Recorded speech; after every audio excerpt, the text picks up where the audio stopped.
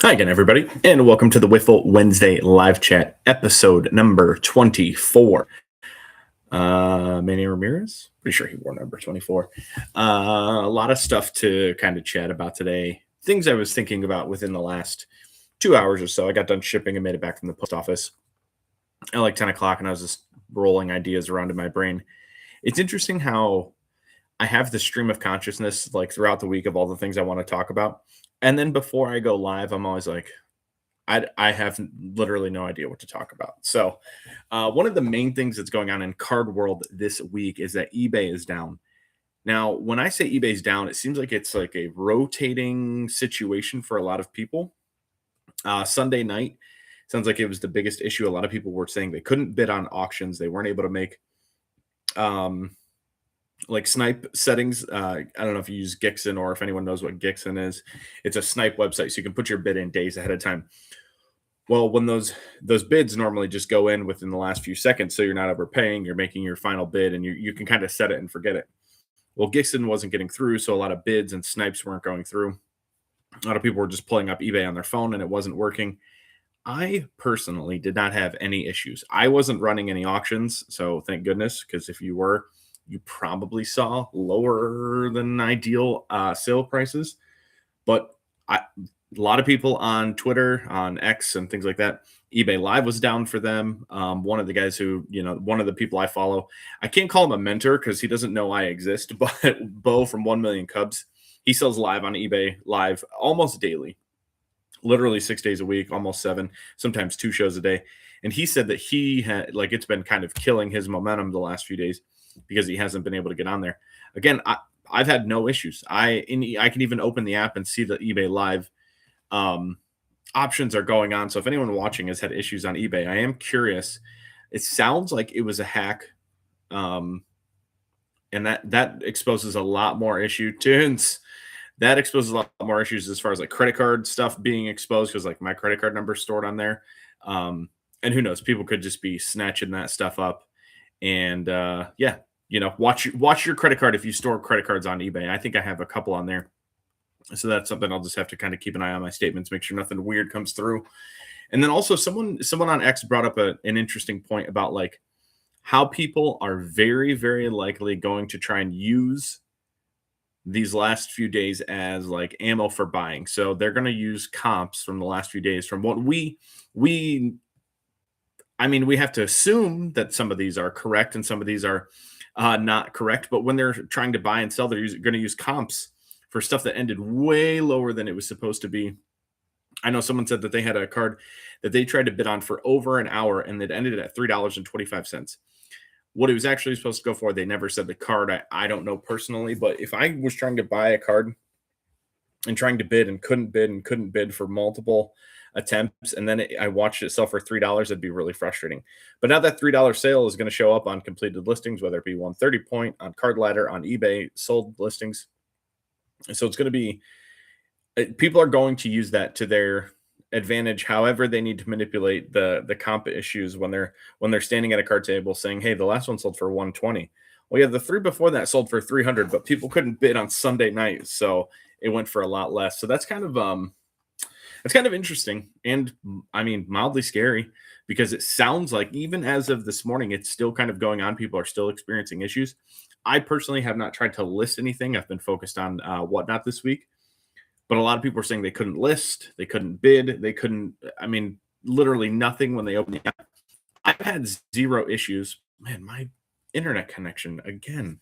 I don't know what it is. I have bad luck with internet. When it was at Josh's house, Josh paid for the most premium internet that Medina offered, and we still had lag issues. I don't know if I need to just always be hardwired in because I am doing this over Wi-Fi, but I have bad luck with internet connections. Need to do better, I guess. Need to buy even more. So this is I did kind of I want to hold back on this a little bit because I don't want to give someone advice as far as what they should buy and sell. But I am personally buying 100 2026 Bowman Value boxes. It's because you like the Guardians. I like the Guardians. Can't get good internet if you're a Guardians fan. Tell you what, I do need them to score. Lost 3-2 and 1-0 to the Rays. It's like the Rays and Guardians are playing. I don't even know. I guess we call it guards ball in Cleveland, but it's a battle of guards ball, and they're losing the battle significantly. 2 good starter outings. Bullpen looks a little shaky, and then 0 offense. But hey, Travis Bazana is up. That's a thing I could have talked about. Could have put it in my notes, but didn't. Number 1 overall pick. I should have gone to the game last night. I had a Whatnot show scheduled literally for the exact time. I should have canceled it, and I should have gone to the game and just like experienced life. But yeah, I wrestled with it for a long time, and then decided not to go. It would have been a crappy game to go see. Like if I would have gone and they lost 1-0 and Bazana went 0 for 2 with 2 outs and 2 walks. They actually intentionally walked him in the 9th, which was really interesting. It was a 2-0 count. He got to a 2-0 count by them pitching to him. And then once it was 2-0, they decided to walk him to put guys on first and second. I thought that was really interesting strategy by the Rays. It also pissed me off because how cool would it have been to have him hit a game-tying hit in the 9th? Or, I mean, it could have been a walk-off. If he hit a walk-off 2-run homer for his major league debut, I might build a statue right now. Him and Jose statues will be right next to each other. But I said I bought 100 value boxes of Bowman. So I still call them blasters, but the guy that I follow on Twitter that makes a lot of content around like print runs and values and stuff like that, he calls them value boxes. So however you want to use the terminology, I have 100 2026 Bowman blaster boxes coming based on his breakdown, based on parallels per and autos per. You should get 4 autos per case, which is, I mean, fine. It should be 2 paper, 2 chrome, but don't forget that 20 or in retail, the true green refractors numbered to 99 are still a retail exclusive. So you could conceivably pull a Roman Anthony green refractor auto, have an okay shot at it. I'm not saying a good shot because there's all kinds of different different players and things like that. I think there's only 13 rookie autos on I'm trying to search his thing right now. There's only 13 rookie autos, so it wouldn't just be Roman Anthony. However, it is really interesting. There's this 2026 Bowman that blasters are providing a ton of value, both autographs. Listen, the Guardians, man, tell them to score runs. How's that sound? I need them to score runs right now. Is this now paid? Okay, no, it's not paid. Anyway, tell the Guardians to score a run. Apparently, I'm trying to, yeah, it's so frustrating. I'm trying to like work in the chat while I run a show, and I don't think I'm very good at it because I am squirrel. As soon as that comes up, I immediately want to read that. I can't find the exact post now. It is on my Twitter. I'll get around to it. The value boxes have the best odds for parallels per dollar, best serial numbered per dollar. The autographs is close, but again, half of the autographs are going to be paper, so it's not a huge like even though it's close in per dollar or per autograph, it is not nearly as valuable as that sounds. All of the case hits are pretty much in blasters. You can still pull animes and the new, I think it's called Patchworks. All of that stuff is all in blasters. So I'm going to open 2.5 cases. And I know in the past, J-Back, we said it, I believe it was 2022 Bowman blasters. I opened a boatload of those. But I'm hoping, do a little bit of research before that product is actually live. As far as who's who, the top 10. Again, go follow Big Bob Sports Cards on X. He'll give you a pretty good rundown on who I'm looking for. And then I would like to open those live on YouTube. I'm still trying to get my watch hours up. So again, I will say this every live. If you guys throw me on in the background of stuff you're not paying attention to, I'd appreciate it. Get those live hours up. I've been watching our old breaks on my computer while I'm working. I'll put something on my phone that I actually want to watch, and then I have our old breaks running so I can get those watch hours up. Little YouTube hack there. But I've been watching some breaks, and it's so funny. Josh, you and I were incredible when we used to break together. Some of our celebrations and just like having a good time. We did have some good rapport. There is a card we pulled. It was either the Juan Soto Superfractor or the O'Neal Cruz Superfractor. And we said the exact same thing at the exact same time one time, and it was our voices sound so similar. Man, we were vibing when we were doing that. It was a good time. I think I wish we could somehow recreate that. Like I wish I could just pay for you to take a year. What the shit? Take a year for you to just like not work and just work and rip boxes and cases with me again, because that was some fun stuff. J-Back, watching you, I know I could pay you. I know. Watching you and you in the chat as well, and then also J-Back Claus, all the things you did for our around the world breaks. I was looking at some of those autographs that you sent us. You sent us 30 autographs for 30 or 28 or whatever it ended up being. It's just insane. No, it was 30. No, it was definitely 30. Insane thing that you did, and it was really fun. I would love to do that type of break again, where it's just a random box of stuff throughout the year. And I pitched this idea to Josh and Josh of doing a like BYOB break, bring your own box. Essentially, you send me a box, I do the break live, and we use the value of the box to decide draft position.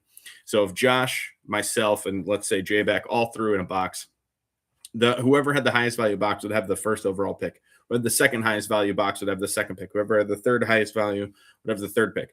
I'd like to do that for 3 people, 5 people, 6 people, 10 people. Those numbers all equal out to an obvious like 30 divisible teams. But I would love to build that up to 30 and do it once a month, once every other month.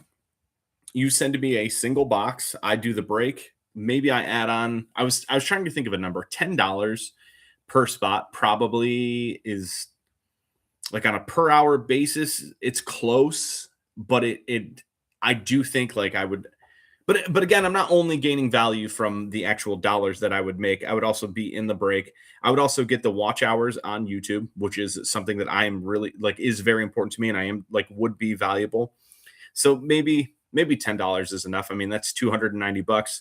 It's probably going to take me, we'll call it 3 to 4 hours to rip that much. That's a lot of ripping. It's probably going to take me 3 to 4 hours to sort, another hour to 2 to ship. So we're looking at literally 10 hours of work.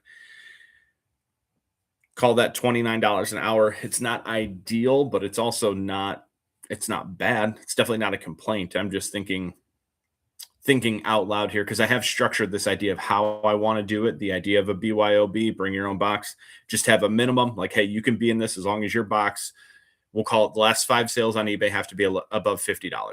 And I could get 30 or 26 boxes that are worth $60 each. And all those people can, I'll random draw those.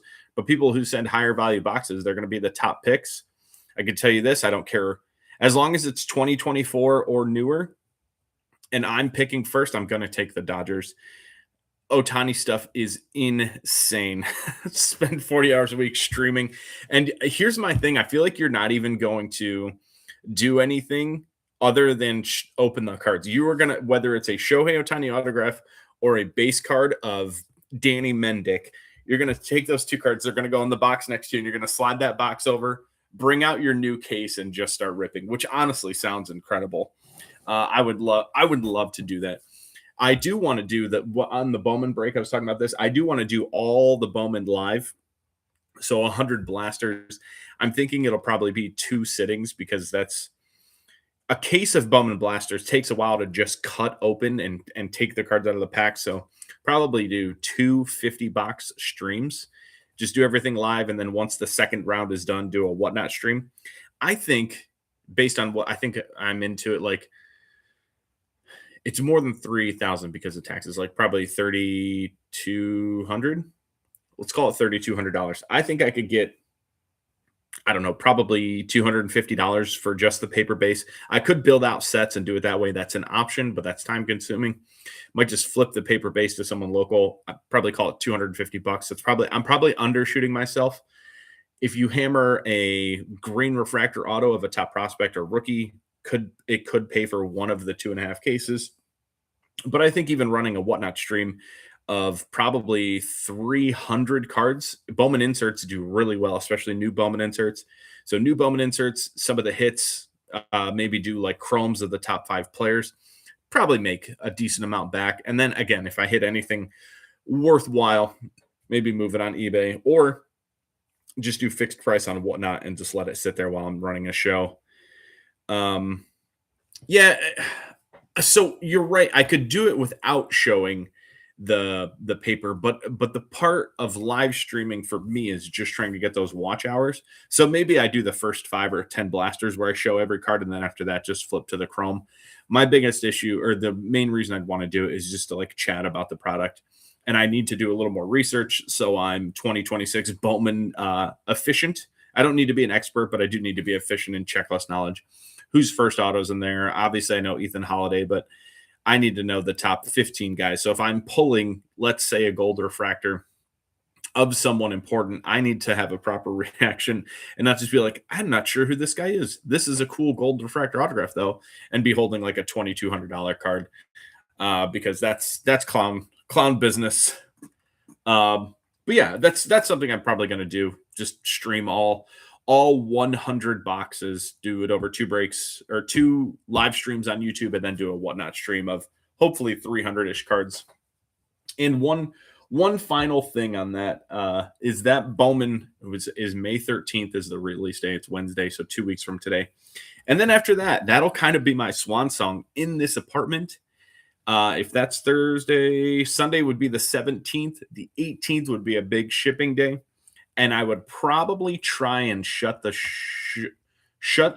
store down, the eBay store, and probably not do Whatnot for, let's call it 2 weeks, probably come back around June 1st. While I officially move and transition into the new spot, I have started pulling down the eBay store. Last night, yesterday during the day after I was done shipping. So from like 10 a.m. till about 4 p.m., the only thing I did was delist cards, go through the cards that I pulled down, save some for Whatnot bulk, I only saved 4 cards. I pulled down 17,000 cards yesterday, and I saved 4 of those cards for Whatnot streaming.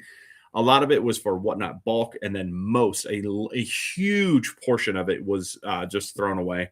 There is some of that stuff that still has some value, but for me personally, the space not only physical in my apartment, but also in my mind of knowing that stuff no longer exists, and I don't have to worry about moving it.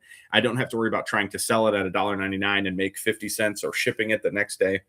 Knowing that all of that stuff has cleared my mind, I think I could focus on some other things. So even though probably throwing away 15,000 cards yesterday was not the best financial choice because there was still some value in it, the mental space is beyond helpful, and that is something that's still weighing on my mind, just the idea of moving most of what I have here. But I do have a plan in place. I am actually going to scratch the surface on Saturday. On Saturday, I'm going to move some shelves into the new spot, and I have started a small pile of stuff that I know I'm going to transition. I'm going to move with me, and it's not currently listed. I don't need to list it. It's some vintage stuff. It's some collectibles. It's some personal collection. All of that stuff can be moved now. It can sit there for 3 weeks, probably a lot longer, until I'm ready for it, and then start working on that. So that is my plan for at least some of this weekend. I'm going to start literally moving it. I'm going to try and do a show Friday. I might only be moving on Saturday, and then another show on Sunday. I cannot find a good show for Saturday. Friday is a great show in Erie, PA, and then Sunday is a great show in Independence, relatively close. Yeah, see, J-Back, that's where I'm at too. I emptied a box. It was a 5,000 count box. A typical shoe box. And I had, 4.5 of the 5 rows gone. It just threw it all away. Now, some of it was pretty understandable. There was like 2023 base tops in there. Easy toss.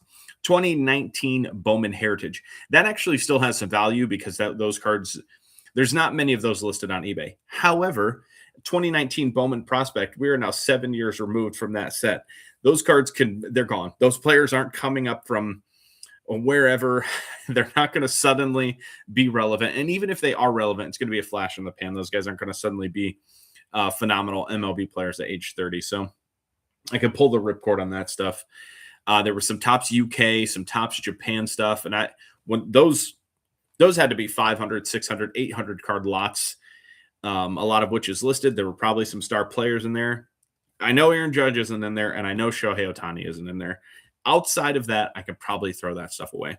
There are no Tarek Skubal rookies. I could have probably pulled Acuna, but I just wasn't that worried about it. Juan Soto doesn't sell like I think he should. I don't even know. I think Juan Soto is probably appropriately priced right now. He's good at baseball. He has a safe floor as a player, but his collectability, I think, will always lack behind the superstars. He's not going to hit 60 bombs. He's not going to. Well, he stole 38 bases. I was about to say he's not going to have a 40-40 season, but he almost did last year. But regardless, that's a topic for another time. So yeah, if the value I picked up the card wasn't immediately known, I just threw it away. So listen, I'm aware I was on the Skubal train. I sold some of those in bulk, like 20 card lots, and then a lot of those I had just set in my store for buy it now listing. I think at $1.99, $2.99, $3.99, depending on the product. A lot of that stuff obviously sold. And yeah, I did it. I mean, if I sell a card for $1.99, I make 50 cents. So, given the cost of the cards I make, I don't think I paid a nickel for those cards, even for the players I selected. So maybe I'm making 47.5 cents. We'll just call it a round number, 47.5, super round. Also, thank all three of you for being here today. There was 4 at one point. I think last week I had one person in and out. They would let me know that the live feed sucked, and then they would disappear. They watched the whole show, but I felt really bad last week that I had bad internet connection again. I was talking about my Arizona trip, and I got the bat in the mail that I mailed to myself from Arizona last week, so that was pretty cool. The last thing on my to chat about list is a Whatnot sprint. So I talked about how I'm moving, and I wanted to do, I was sleeping. Listen, the little daytime nap, tell me about it. I will tell you this. If I did not try and do this every Wednesday at noon, I would probably be asleep right now. I woke up an hour before my alarm today. I was up at 5 a.m. I banged out all my shipping. I've already sorted a bunch of cards. I did a whole bunch of work today. And probably about 11:30 before I went live, I was like, man, I could really use a nap right now. But instead, I came on here. So yeah, sleeping in the middle of the day, I'm all for it. The Whatnot sprint, though, I'm doing 5 shows in 6 days. Oh, man. Listen, J-Back. I got that close. Now I got to go get it.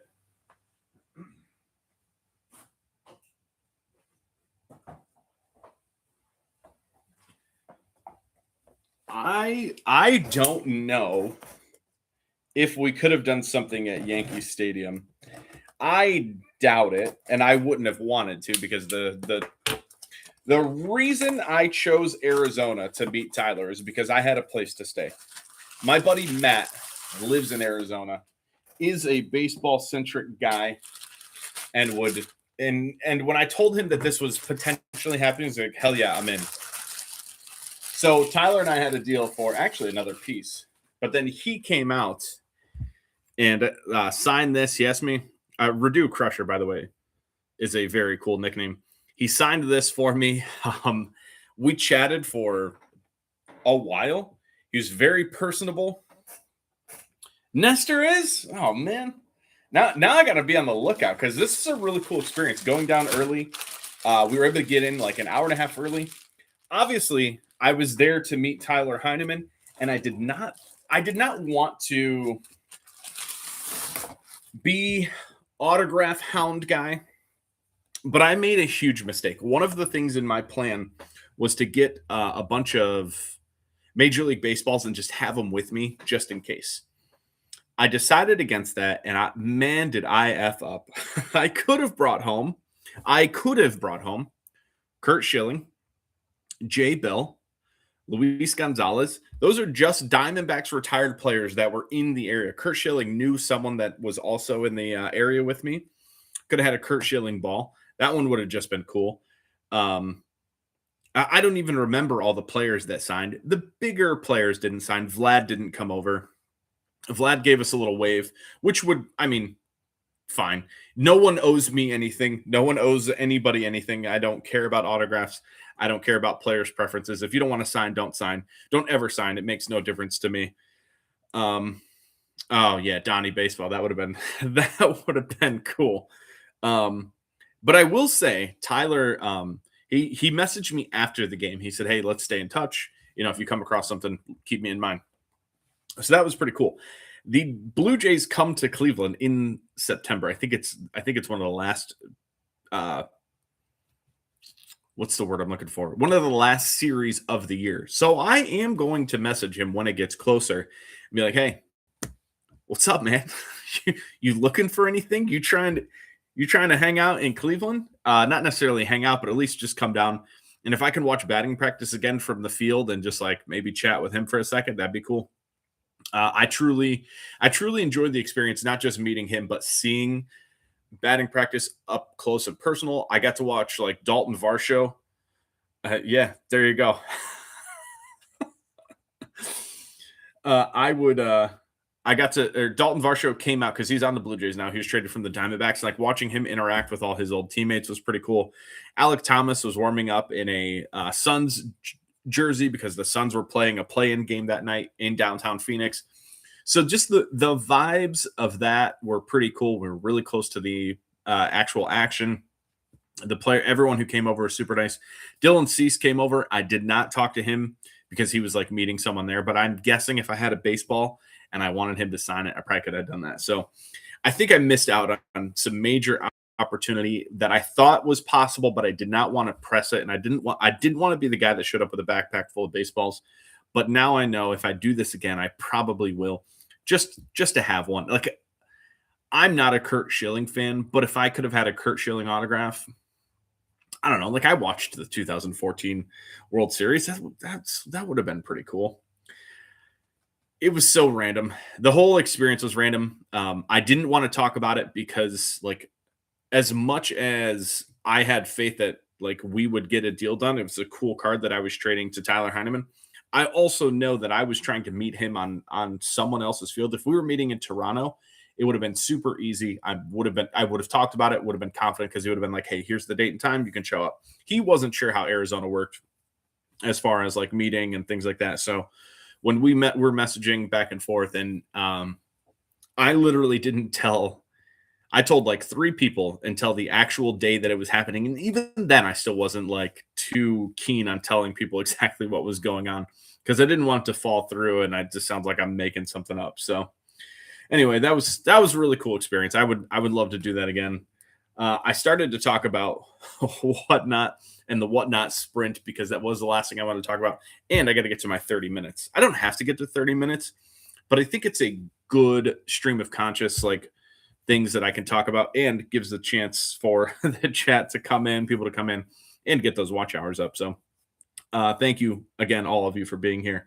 It's not lost on me that you spend any part of your day with me. It's beyond insane to me. So I've done 2 Whatnot shows in the last 3 days, and I'm going to do 3 the next 3 days, today, tomorrow, and Friday. Today is going to be hopefully a little bit higher end. And the main reason for that is I realized last night and today, as I was shipping last night, I kind of dropped the ball on what I sold. I was in Arizona 2 weeks ago. This past week, I went to a really small show and I picked up really, really low end stuff. I was actually surprised when I came back how much stuff I didn't buy. I did buy cool stuff, but it's more eBay cards. I don't think I have anything big coming, but I did want to show some of the stuff I bought just this past weekend, which currently, it's all right here. Dorp. This is the cool stuff I picked up this weekend. Nothing too crazy, but Dalton Rushing Wood, number to 25. This is a true rookie. That one's pretty cool. James Wood, jersey number rookie. That one's pretty cool. This was the one that I picked up that I need to get listed. I have no idea where the center is. Ben Rice, rookie auto, 12 of 99 from 2025 Allen Ginter. Also picked up this Drake Baldwin rookie auto. So at the time, I didn't realize how much I had spent on eBay cards versus what I was actually putting in the Whatnot show. So my Whatnot inventory was very low end, and then I had high expectations that those cards should do better. Very silly of me. I picked up this Brian Wu auto, rookie auto. I think it's number to 125, a little color match, Brian Wu. This Trouty from 2018, not seeing 2018 Trouty and green wave refractors chilling out in the wild very often, so I grabbed that. And then actually paid $2 for Bryce Terang vintage stock, which I have a mini crush on Bryce Terang. I don't know when that happened. But yeah, cool random stuff that I picked up this weekend.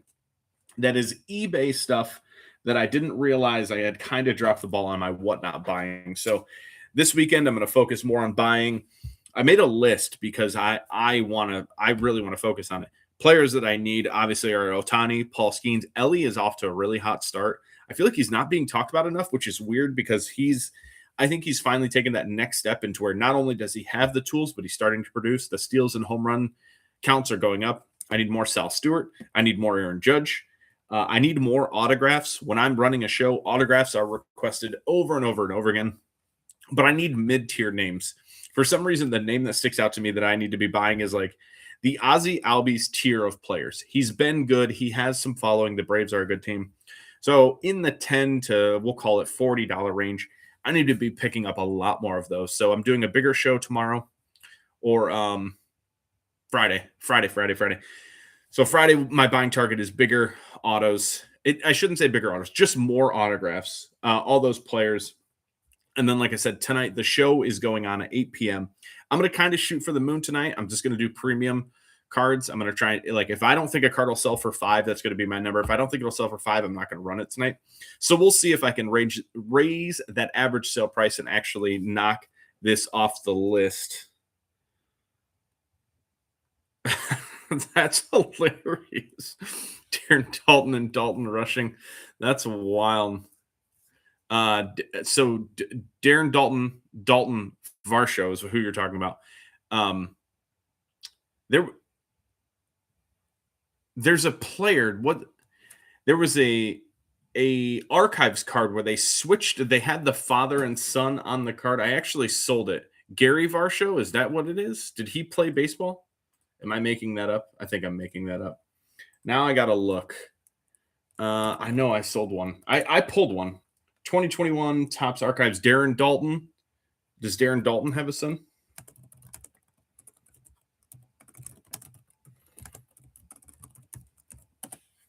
Gary is his dad. Okay, so that's not at all what I was looking for. Okay, let's try Varsho. Air. Yeah, Philly. That's exactly what it is. Yes, that is him. Okay, so that's a thing that I have pulled from 2021 archives. Speaking of 2021 archives, I made a short on this. This did not come from you, J-Back, by the way. The 2021 archives, or it may have been 2020. It had to be 2020 because they were playing in Buffalo. They made a Buffalo archives card for Vladdy. They made them for everyone on the Blue Jays, but the Buffalo Vladdy, I think there'd only been 2 sold on eBay at the time that I listed mine. And I shot for the moon. I listed mine for $150. I paid $10 for it in a bulk purchase. They knew what it was and they labeled it at 10. I did not look it up. I didn't do any research. I knew what it was because it obviously said Buffalo on it. So I picked it up and it actually took me a couple weeks to list it. I ended up selling it for $125 this past week. Very cool card. Happy with that little flip. That's another thing I wanted to talk about. So for the 4 people that are in here, I have a question for you. Does what I pay for a card matter to you if you buy it? So, for example, if I find a $100 card in a dollar box, does it matter to you if I try and sell that card to you, specifically you, for $100? If it's a $100 card, do you care what I paid for it? Because I do not care. That has no bearing on me. The value is in what I'm buying. It's not in how you acquired it. So I was thinking about that. Because when I do recap videos and pickup videos, I always just leave the stickers on. I literally just showed you, Mike, there we go. I'm realistic, so no. Okay, so all 3 of you say no. Interesting. I leave stickers on stuff when I do pickup videos because I don't care. Also, I don't pay sticker on most stuff, so it really doesn't matter. But I saw someone else kind of talk about it, and it immediately sparked in my brain. I was like, I wonder if people care, because I talk about it on Whatnot too. If I find a card that I think is worth a few dollars and I say, hey, I found this in a dollar box, I say it, but then I immediately go, should I have said that? Yes, checking in from Universal. Brandon made it. He is currently in line in Universal Studios Orlando, and I appreciate you. So I mean, Wiffle Breakers live stream now streams in at least Florida. We know for sure. So I appreciate you. Um, yeah, I was just thinking, like, I tell people, hey, I found this in a dollar box. Hey, I got a good deal on this. And I wonder if anyone, like, if it's cringy or if it feels braggy or people care. Anyway, that was just a random thought I had. I wrote it in my notes for stuff I wanted to talk about. So thank you for telling me that you don't care. I'm open already. I have no problem telling people what I paid. Yes, Mike knows. It's a great place to put on some Wiffle content. I appreciate you guys getting my numbers up today. I could literally talk about cards all day. I kind of do. Worldwide, baby, back to the rides. Hey, have a great time. Thanks for stopping in. I appreciate you. Yeah, live stream tonight on Whatnot, 8:00. I'm gonna just try and shoot for the moon and try and get the average sale price up. I've had shows where my average sale price was $11. That was the Aaron Judge show. I mean, a lot of serial numbered and rookie judges will get you there. Listen, I'm on board. You guys are echoing my thoughts. I was just curious if there was any reason I was thinking about or something I should think about on, like, protecting my buy price, or I shouldn't even say protecting it, just not disclosing it. I don't know. Who cares? Who cares? In the end, who cares? I bought it for this price. No big deal. Regardless, shoot for the moon tonight. Tomorrow, I'm going to do a resale show. I've built some lots, so I just want to show a lot because I think it's interesting. All right, no rhyme or reason as to why I grabbed this lot. My idea came from Jason at the Ball Card Show. I'm going to sell this lot. I'm going to start it at $5. I'm going to have $5 shipping. But in my opinion, I think this is like kind of just a random reseller lot. Walker Jenkins, Ian Happ, some 2019 Kyle Schwarber, 2022 Baz, Parallel, Bichette, Chrome, Jack Flaherty, Black, Devers from Bowman's Best, O'Neill Cruz, Topps Chrome rookie, Flaherty. Not that Brandon Marsh anymore. Jared Duran, 2022 Topps Chrome rookie. Early Zach Greinke Chrome, a random green. William Contreras rookie, Venezuela. This is kind of what all of the lots look like. This is a chrome lot. I did some chrome and some paper, some mixed inserts and parallels of random players. I have no idea what this type of lot will do. But this is the type of stuff that I was pulling off of eBay that I did not throw away, that I didn't trash, that I thought, hey, this card has some value. So I made 35 to 45 card lots, and this will be the Thursday daytime show. I have no idea what to expect. As of right now, I have like 30. I have 60 plus of those made. Let's see, I did 48, 12, 60. I think I have 72 lots. That is god awful show strategy. Listen, J-Back, I'm just trying it. I have a ton of people who have bookmarked that show. We're gonna see. I stole that idea from someone else. I told them I was gonna steal it. Now I'm looking at this Brandon Marsh to make sure I gotta throw it away. It fell. It looks like it's in okay condition. Regardless, I can't just throw those cards away. So we're gonna see what happens. I have 72 lots. I'd like to get to 100. And then just see what happens. I also have some 300 count boxes. One of them is Heritage Chromes. One is Ginter X short prints. Those are interesting. I have 135 of those. I had those listed at $4 a piece. I should probably just lot those up and sell the lot. Probably $200, but I would rather have the space than worry about maximizing value on that. But anyway, that's all the stuff I had to talk about today. I appreciate you guys being here. I think this is the longest live yet, 39 minutes. Yeah, I could do this all day. We'll see what happens. Whatnot, I'll report in next week how the Whatnot sprint went, 5 shows in 6 days, trying to downsize as quick as I can, recoup some money, and move on literally to my next project, my next space, and see what happens. Bowman will be the next project. May 13th, 2 weeks from today. Blaster boxes are awesome, in case you're wondering. Guys, thank you so much. I will see you next week, same time, same place. Thank you.